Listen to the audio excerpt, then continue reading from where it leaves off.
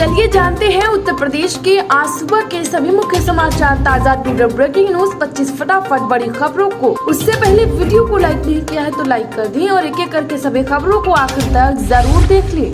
उत्तर प्रदेश में अखिलेश बोले भाजपा का इलाज चाचा करेंगे। जसवंत नगर में कहा सरकार ने कोविड वैक्सीन कंपनी से चंदा लिया, लोगों की जान खतरे में डाली। जी हां, सपा प्रमुख अखिलेश यादव ने कहा कि हमारे चाचा इलाज करना जानते हैं, अब उन्होंने ठान लिया है तो भाजपा का इलाज करेंगे। जसवंत नगर में इंडी गठबंधन के कार्यकर्ता सम्मेलन को संबोधित कर रहे थे। अखिलेश ने कहा आपने देखा होगा वैक्सीन जैसी कंपनियों से भाजपा ने चंदा वसूल लिया। भाजपा के लोग आपदा में अवसर ढूंढते थे और उन्हें मौका मिल गया। वहीं शिवपाल यादव ने कहा कि भाजपा वाले बस जुबानी पर उतर आए हैं, ये कपड़े केवल संत के पहने हैं, भाषा संतों वाली नहीं है। अखिलेश ने कहा कि वैक्सीन जैसी कंपनी से भारतीय जनता पार्टी ने चंदा वसूल लिया, सोचो उन पर क्या गुजरती होगी जिनके पास वैक्सीन लगवाने का सर्टिफिकेट है। सपा प्रमुख ने कहा कि 80% जनता ऐसी होगी जिन्हें यह वैक्सीन लगी, अब उनका क्या हाल होगा। सरकार ने वैक्सीन लगाई, आम जनता की जान खतरे में डाल दी है, अब उस पर कानूनी कार्रवाई होनी चाहिए। उत्तर प्रदेश में डायनासोर की तरह विलुप्त हो जाएगी कांग्रेस। आगरा रैली में विपक्ष पर बरसे राजनाथ सिंह, महात्मा गांधी का भी किया जिक्र। जी हां, केंद्रीय रक्षा मंत्री राजनाथ सिंह ने कहा कि राष्ट्रपिता महात्मा गांधी की मुरादें अब पूरी हो रही हैं। अब 1947 में कांग्रेस को भंग करना चाहते थे, लेकिन कुछ स्वार्थों के चलते ऐसा नहीं हो पाया। आज जनता ने कर दिखाया। आज कांग्रेस और सपा की जो हालात है, उसे ऐसा लगता है जैसे डायनासोर लुप्त हो गए हैं। वैसे ही कांग्रेस भी समाप्त हो जाएगी। बापू गरीबी हटाना चाहते थे, कांग्रेस सालों में यह काम नहीं कर पाई, लेकिन प्रधानमंत्री मोदी ने 10 साल में 25 करोड़ लोगों को गरीबी रेखा से बाहर निकाल दिया। उत्तर प्रदेश में अफजाल अंसारी ने बेटी को बताया राजनीतिक वारिस। गाजीपुर में सपा कार्यालय में सभी से कराया रूबरू, पिता के लिए प्रचार में जुटी नुसरत। जी हां, गाजीपुर से सपा प्रत्याशी अफजाल अंसारी के लोकसभा चुनाव लड़ने और न लड़ पाने की अटकलों के बीच सपा प्रत्याशी अफजाल अंसारी ने नया राजनीतिक दांव चल दिया है। उन्होंने सार्वजनिक रूप से अपनी बेटी नुसरत को अपना वारिस बताया। गठबंधन की बैठक में अफजाल अंसारी ने बेटी नुसरत का परिचय कराया और कहा कि लोग गलत अफवाह फैला रहे हैं, जबकि मेरा वकील कहता है कि हमारा केस एकदम सही है, कोई दिक्कत नहीं है। अगर ऐसी परिस्थिति बनती है तो ऊपर वाले ने 3 बेटियां दी हैं। उत्तर प्रदेश में बाहुबली धनंजय सिंह बरेली जेल से रिहा, कहा फर्जी मुकदमे में हुई सजा। जौनपुर पहुंचने से पहले पत्नी नामांकन करने पहुंची। जी हां, बाहुबली पूर्व सांसद धनंजय सिंह बरेली सेंट्रल जेल से रिहा हो गए हैं। जेल से निकलते ही उन्होंने कहा कि फर्जी मुकदमे में सजा हुई थी, हाईकोर्ट ने मुझे जमानत दी है, मेरी पत्नी चुनाव लड़ रही है, सीधे अपने क्षेत्र में प्रचार करने जाऊंगा। धनंजय को जौनपुर की एमपी एमएलए कोर्ट ने 6 मार्च को 7 साल की सजा सुनाई थी। उत्तर प्रदेश में योगी बोले अब कोई थप्पड़ मारेगा तो भारत जबड़ा तोड़ देगा। महाराष्ट्र में कहा हिंदुओं को अपमानित करने के लिए कांग्रेस ने हिंदू आतंकवाद शब्द दिया। जी हां, सीएम योगी ने महाराष्ट्र के शोलापुर में कहा कि आज कोई दुश्मन देश भारत की सीमा में अतिक्रमण नहीं कर सकता। नक्सलवाद, आतंकवाद समाप्त हो गया है। अब पटाखा फूटने पर पाकिस्तान सफाई देता है कि मेरा हाथ नहीं, उसे पता है नया भारत किसी को छेड़ता नहीं है, लेकिन छेड़ने वालों को छोड़ता नहीं है। यह कांग्रेस के समय का भारत नहीं है कि कोई थप्पड़ मारता था तो कहते थे रुक जाओ कहीं माहौल खराब न हो जाए। अब कोई थप्पड़ मारेगा तो नया भारत जोरदार घूंसे से उसका जबड़ा तोड़ने की ताकत रखता है। उत्तर प्रदेश में वीआईपी मैनपुरी में जीत का हार नहीं, मर्जीन की लड़ाई। यादव कैंडिडेट उतारकर बसपा ने डिंपल की मुश्किल बढ़ाई, भाजपा को फायदा। बता दें कि मैनपुरी में सपा प्रमुख और मुस्लिम यादव फैक्टर के साथ मुलायम के निधन की सहानुभूति का फायदा मिल रहा है। सपा सांसद डिंपल यादव चुनावी मैदान में हैं, उनको सीधी फाइट भाजपा के ठाकुर जयवीर सिंह से मिल रही है। जनरल बिरादरी के जयवीर ठाकुर शाक्य और भाजपा के कोर वोट बैंक के सहारे चुनाव लड़ रही हैं, लेकिन उनकी राह आसान नहीं दिख रही है।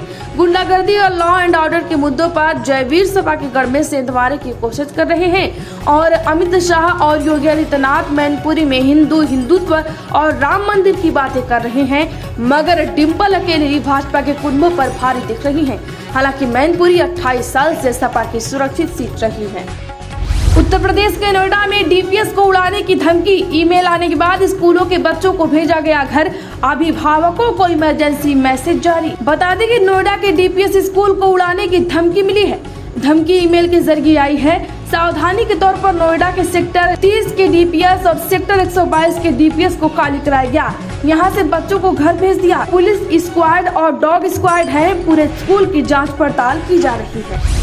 मोदी की मिमिक्री करने वाले रंगीला उनके सामने लड़ेंगे चुनाव। बोले पहले मैं भी उनका भक्त था, 10 साल में प्रधानमंत्री ने कुछ नहीं किया। जी हाँ, प्रधानमंत्री नरेंद्र मोदी की मिमिक्री करने वाले श्याम रंगीला अब पीएम मोदी के सामने चुनाव लड़ने जा रहे हैं। श्याम रंगीला वाराणसी लोकसभा सीट से पीएम मोदी के सामने निर्दलीय नामांकन दाखिल करेंगे। उन्होंने अपने एक्स अकाउंट पर भी पोस्टर शेयर की है। इस पर जब उनके इस फैसले को लेकर बातचीत की गई तो रंगीला ने कहा कि मैं 2014 तक नरेंद्र मोदी का भक्त था, लेकिन पिछले 10 साल में उन्होंने जिस तरह से कामकाज किया, इससे मैं पूरी तरह हताश और निराश हूँ। यही कारण है कि मैंने उनके सामने चुनाव लड़ने का फैसला किया है। उत्तर प्रदेश में कोरोना वैक्सीन पर विवाद के बीच जिम करते युवक चल बसे। वाराणसी में घटना वीडियो आया सामने। जी हाँ, कोरोना वैक्सीन पर ब्रिटेन में हुए खुलासे के बाद देश में विपक्षी पार्टियां केंद्र की मोदी सरकार पर हमलावर है। सपा कांग्रेस ने सरकार पर लोगों की जान से खिलवाड़ का आरोप लगाया। नाचते गाते जिम करते चलते लोगों के चल बसने को लेकर सरकार पर उंगली उठाई। इस बीच वाराणसी में जिम करते समय एक युवक चल बसा। करीब 10 साल से जिम कर रहा युवक कभी वार्म अप ही कर रहा था कि अचानक जमीन पर गिर पड़ा। उत्तर प्रदेश में एक बार में भाजपा को दिए 5 वोट, वीडियो भी बनाया। पीठासीन अधिकारी निलंबित। जी हाँ, असम के करीमगंज लोकसभा क्षेत्र में जिला निर्वाचन अधिकारी ने एक मतदान केंद्र में पीठासीन अधिकारी को निलंबित कर दिया है। यह एक्शन एक वीडियो के वायरल होने के बाद लिया गया है। दरअसल पिछले दिनों एक वीडियो सामने आया था जिसमें पोलिंग एजेंट को कथित तौर पर इलेक्ट्रॉनिक वोटिंग मशीन पर भाजपा उम्मीदवार के लिए 5 बार वोट डालते हुए देखा गया। उत्तर प्रदेश में सपा प्रत्याशी रविदास मेहरोत्रा ने किया नामांकन। बोले अगर हम पहले नामांकन कर देते तो राजनाथ दूसरे जगह से चुनाव लड़ते। दरअसल लखनऊ में इंडिया गठबंधन के प्रत्याशी रविदास मेहरोत्रा नामांकन किया। इस दौरान भाजपा पर जमकर निशाना साधा। उन्होंने कहा कि रक्षा मंत्री राजनाथ सिंह के चेहरे पर वोट नहीं मिलने वाला था, इसीलिए वह अपने साथ 2 राज्यों के मुख्यमंत्री और 2 उप मुख्यमंत्री लेकर नामांकन करने पहुंचे थे। 2022 के विधानसभा चुनाव में उप मुख्यमंत्री ब्रजेश पाठक हार के डर से मध्य सीट छोड़कर कैंट सीट पर चले गए थे। उत्तर प्रदेश में वोटिंग परसेंट बढ़ाने के लिए मतदान मदरसा बोर्ड चलाएगा अभियान। लखनऊ के इंदिरा भवन और जवाहर भवन में सेल्फी पॉइंट बनाया, लोगों से वोट करने की अपील। जी हाँ, लोकसभा चुनाव के लिए 19 अप्रैल से मतदान शुरू हो चुका है। 1 जून तक चलने वाले इस लोकतंत्र के महापर्व को लेकर लगातार आम जनता को अधिक से अधिक मतदान करने के लिए जागरूक किया जा रहा है। इसी क्रम में उत्तर प्रदेश मदरसा शिक्षा परिषद ने होर्डिंग और सेल्फी पॉइंट के माध्यम से मदरसे के छात्र छात्राओं और कर्मचारियों को वोट देने के लिए जागरूकता अभियान चलाया है। उत्तर प्रदेश के कैसरगंज से ब्रजभूषण शरण सिंह की जगह सर्वेश पाठक।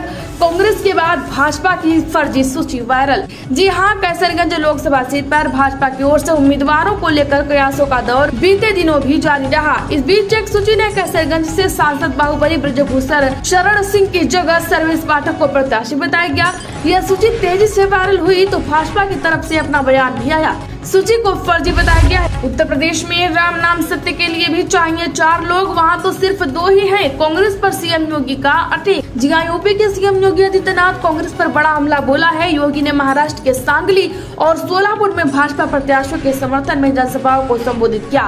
सीएम योगी ने कहा है कि यूपी में 403 विधायकों का चुनाव होता है, लेकिन कांग्रेस को जनता ने केवल 2 सीटें दी हैं। राम नाम सत्य के लिए भी 4 लोग चाहिए होते हैं, लेकिन वहाँ 2 ही सीट है, यानी अगली बार छुट्टी। अमेठी और रायबरेली का बिना नाम लिए सीएम योगी ने कहा कि कांग्रेस के लोग वहां चुनाव लड़ने की हिम्मत ही नहीं कर पा रहे, सभी भागे भागे फिर रहे हैं। कांग्रेस ने अमेठी और रायबरेली पर फैसला 24 घंटे और टाला, बस 1 दिन बचे हैं नामांकन में। जी हाँ, कांग्रेस ने रायबरेली और अमेठी में लोकसभा चुनाव के लिए कैंडिडेट पर ऐलान का सवाल अगले 24 घंटे के लिए टाल दिया है। दोनों सीट पर 3 मई को नामांकन का आखिरी दिन है। पार्टी महासचिव जयराम रमेश ने कहा कि कांग्रेस की केंद्रीय चुनाव समिति ने पार्टी अध्यक्ष मल्लिकार्जुन खड़गे को अमेठी और रायबरेली सीट पर कैंडिडेट को चुनने के लिए अधिकृत किया है। जयराम ने कहा कि खड़गे अगले 24 घंटे यानी आज शाम तक दोनों लोकसभा सीट के लिए उम्मीदवारी चुन लेंगे। उत्तर प्रदेश में कोविशील्ड को मंजूरी देने वालों पर क्रिमिनल केस चले। अखिलेश यादव बोले डर सही निकला, न्यायिक जांच हो। जी हां, सपा प्रमुख अखिलेश यादव ने कोरोना वैक्सीन कोविशील्ड के नुकसानों को लेकर मोदी सरकार को घेरा है। उन्होंने एक पोस्ट में लिखा कि सत्ताधारी दल ने वैक्सीन की कंपनी से चंदा लेकर जनता की जान की बाजी लगा दी है। उन्होंने कहा कि उनका शक और डर सही साबित हुआ, सबको वैक्सीन लगाई थी। इसी के साथ ही अखिलेश ने कोविशील्ड मामले की उच्च स्तरीय न्यायिक जांच की मांग करते हुए कहा कि जिम्मेदार लोगों पर मुकदमा चलना चाहिए। उन्होंने कहा कि पार्टी ने लोगों को मारने का षड्यंत्र। उत्तर प्रदेश के हाथरस लोकसभा सीट पर बाहरी प्रत्याशियों में त्रिकोणीय मुकाबला, जातियों में सेंधमारी पर टिकी नजरें। जी हां, मन मैला तन उजरा, भाषण लच्छेदार, ऊपर सत्याचार है भीतर भ्रष्टाचार। कवि इन पंक्तियों के जरिए कवि काका हाथरसी ने चुनावी राजनीति को आईना दिखाया था। काका की इन तंज भरी पंक्तियों का प्रयोग प्रधानमंत्री नरेंद्र मोदी ने भी अपने राजनीतिक विरोधियों को घेरने के लिए कर चुके हैं। काका हाथरसी के शहर हाथरस में 7 मई को मतदान होना है, मगर चुनावी रस कहीं नहीं दिखता। मंडल आंदोलन के दौर से गुलजार रहने वाला क्रांति चौक सुना है। उत्तर प्रदेश के जेल में पत्नी से छिपकर मुलाकात पड़ी भारी, अब्बास अंसारी को जमानत देने से हाईकोर्ट का इनकार। जी हां, मुख्तार अंसारी के विधायक बेटे अब्बास अंसारी फिलहाल जेल में ही रहेंगे। हाईकोर्ट की लखनऊ बेंच ने चित्रकूट जेल में पत्नी निकहत से छिपकर मिलने के मामले में अब्बास अंसारी को जमानत देने से इनकार करते हुए उनकी याचिका खारिज कर दी। यह आदेश न्यायमूर्ति जसप्रीत सिंह की एकल पीठ ने आज पारित की है।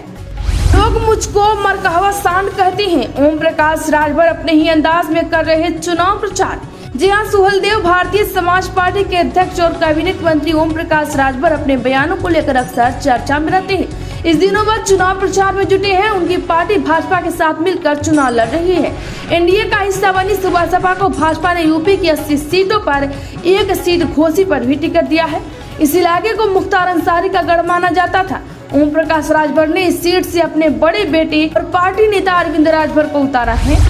उत्तर प्रदेश में सपा ने प्रदेश अध्यक्ष नरेश उत्तम को भी बनाया प्रत्याशी। इस सीट से आज करेंगे नामांकन। यहाँ समाजवादी पार्टी ने यूपी की बची हुई 3 सीटों में से 1 सीट पर अपने प्रदेश अध्यक्ष नरेश उत्तम पटेल को उतार दिया है। आज नरेश उत्तम पटेल को सपा ने फतेहपुर सीट से प्रत्याशी बनाया। सपा ने यूपी की 80 सीटों में से 17 सीटें कांग्रेस और 1 सीट ममता बनर्जी की टीएमसी को दी है। बचे हुए 62 में से 69 सीट पर प्रत्याशियों का सपा पहले ही ऐलान कर चुकी है। तो वहीं कैसरगंज, फतेहपुर और रॉबर्ट्सगंज में भी प्रत्याशियों का ऐलान नहीं हुआ था। अब फतेहपुर में नरेश उत्तम को उतारकर यहां से कयासों का विराम लगा दिया गया है।